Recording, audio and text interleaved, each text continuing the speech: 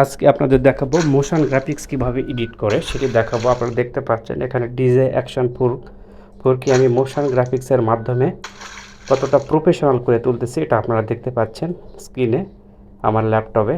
তো এখন আপনাদের দেখাবো স্ক্রিনের মাধ্যমে কিভাবে মোশন গ্রাফিক্সের প্রোডাক্টস অ্যানিমেশন করে বা প্রোডাক্টসের অ্যাড কিভাবে তৈরি করে সে সম্পর্কে বিস্তারিত আজকে দেখাবো।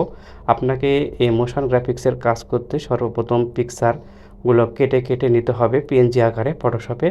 এরপর আপনাকে এই বিভিন্ন ধরনের সফটওয়্যার রয়েছে, যেমন আফটার ইফেক্ট, এছাড়া ক্যাপকাট, ফিল্মোরা, বর্তমান যতগুলো সফটওয়্যার রয়েছে সবগুলোতেই আপনারা এডিট করতে পারবেন এই মোশন গ্রাফিক্সগুলো খুব সুন্দরভাবে। আপনারা যখন কোনো ভিডিও তৈরি করবেন তার সাথে যদি একটু মোশন গ্রাফিক্স অ্যাড করেন তাহলে ভিডিওটি একটু প্রফেশনাল হয় এবং দেখতে ভালো লাগে, এবং আপনার ভিডিওটি তখন দর্শকও বেশি দেখবে এবং আকর্ষণীয় হবে।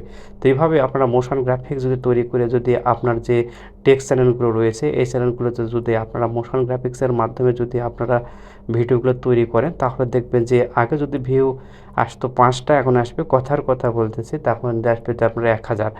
দেখুন আমি আরও মোশন গ্রাফিক্সের অনেকগুলো কিন্তু এখানে তৈরি করে রাখছি, আর এগুলো আপনাদের দেখানোর চেষ্টা করব। অনেকগুলো ডিলিট হয়ে গেছে, কারণ যখন আমরা পিকচারগুলো ফেলে দিই তখন কোনো এগুলো থাকে না। তো এটা আমি আপনাদের দেখাবো প্রোডাক্টসের প্রাইস কীভাবে আমি উপস্থাপন করেছি এই পিকচারের মাধ্যমে। তো দেখুন সর্বপ্রথম আমি এখান থেকে পিকচার নিয়েছি, নেওয়ার পর এখান থেকে কিছু অ্যানিমেটেড করেছি কৃত্রিমভাবে। দেখুন সর্বপ্রথম এই ডিজে অ্যাকশন ফোর ক্যামেরাটা আসলে এরপর এখানে সাইটে যাবে, এরপর এখান থেকে আপনারা দেখুন এই পাশ থেকে